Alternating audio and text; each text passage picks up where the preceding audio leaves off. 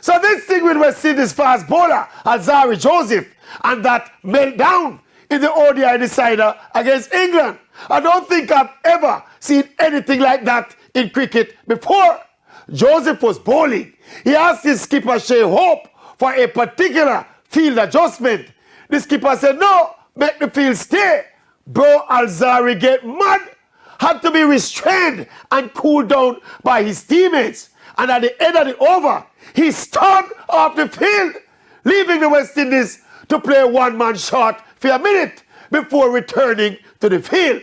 And while everyone is thinking punishment and sanctions, my mind ventures to what could have triggered the mild-mannered, laid-back Alzarri Joseph into this kind of outburst. Is it about him losing the vice-captaincy? And why did he lose the vice-captaincy? Something must have triggered this un-Joseph-like reaction. That being said, he must face some consequences. Alzarri, you cannot walk off on the battlefield like that, my brother. You cannot. You can't just walk.